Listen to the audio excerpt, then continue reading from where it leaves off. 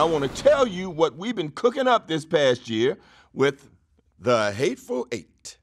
The Hateful Eight will have a 70mm roadshow release starting on Christmas Day. What is a roadshow, you ask? Well, back in the day, a night at the movies was a big event.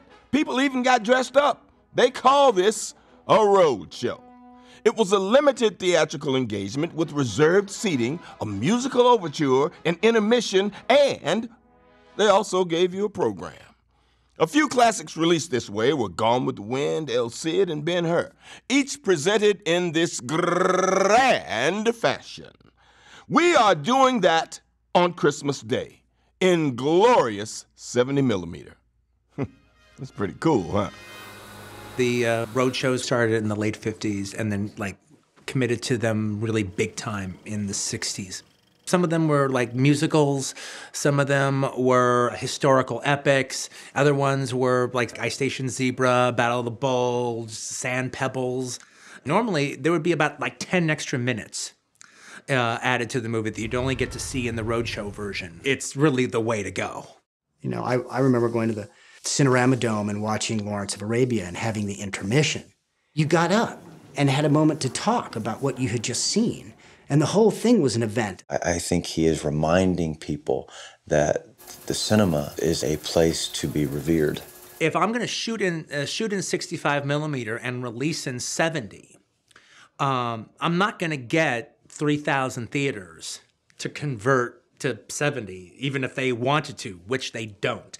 It wouldn't be possible. However, we could do a roadshow version of such, where we go in 100 screens, filtered throughout America in this special roadshow version.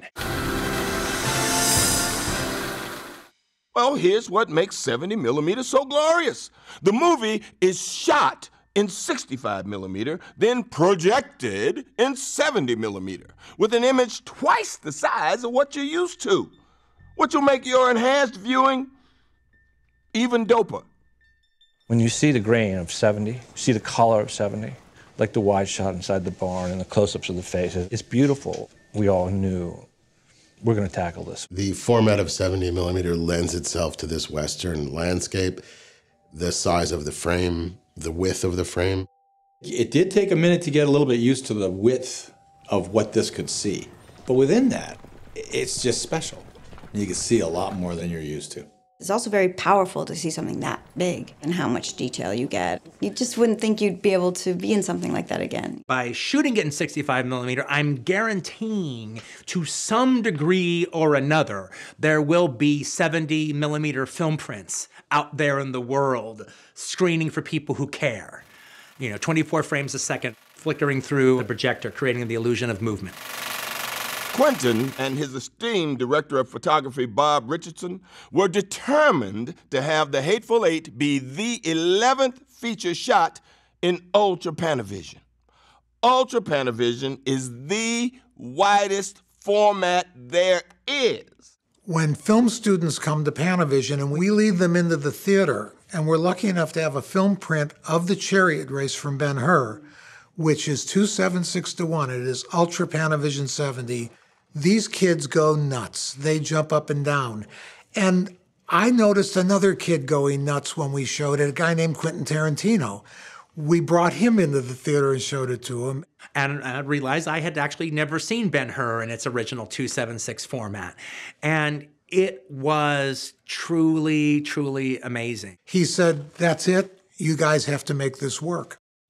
The minute I got into Panavision, I went around, and on the far side of the wall in the darkness were these oddly shaped lenses.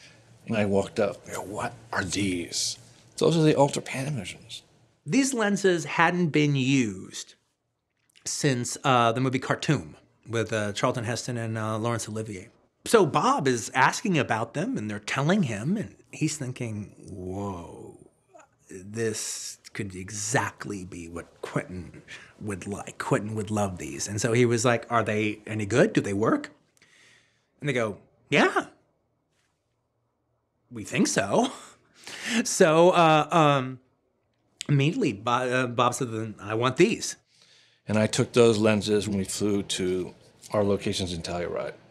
And the test came back, and now it's up to him to look at it and say, how do we feel about it? Because I wanted to show him inserts, close-up, wide shots, landscapes, faces. The day that we all trudged into the DGA to finally see our test footage, we all sat down and the lights went out, and these glorious, magnificent, gigantic images came up. And all of a sudden, you were in the Old West with these incredible images that we haven't seen for decades. Ultra Panavision, when you absolutely, positively got to wow everyone in the room, except no substitutes. The team had its work cut out for them, re-engineering lenses and retrofitting cameras to shoot the snowy Western. It's quite a feat. Oddly enough, since we don't throw anything away, we came up with actually a total of 5 sets of lenses, and we decided, let's go for it. We had to retrofit these cameras and rebuild them as if they were brand new cameras. So we would have the confidence that the first day they flipped the switch on these things, they were going to run until the very last day. Bob and Greg were really adamant that they wanted to preserve the look of the old optics. So next step was make the lenses compatible with the reflex and then make them compatible with the camera assistant. And each lens was its own adventure. Half the lenses had not seen light since 1965, 66. The fact that you could refurbish them and then send them out for 5 months. Yeah. Into the mountains, into the cold stage, the freezing temperatures, and they held up. They're completely usable right now. They don't even need any work on them. The level of commitment from Panavision is a testament to their belief in Bob Richardson, in Quentin, and in film. Panavision was 100% on board for what we were trying to do. And it was really lovely because they actually didn't just look at it as another movie. They looked at it as a legacy movie. Like, if we can pull this off and we make a good movie and we offer up a really dazzling visual experience for the audience, then it's going to be something that people are going to remember Panavision for. They're going to remember these lenses. They're going to remember this format. I think for the actors, it's like, oh, we're in a movie. We're not in a hard drive. We're in a movie. Christmas, Tarantino style. Join us on the road show. Put down the turkey legs and the eggnog, put on that new Christmas sweater, and get ready to enjoy the Hateful Eight in glorious 70mm. The only present you're going to want this Christmas, if I do say so myself.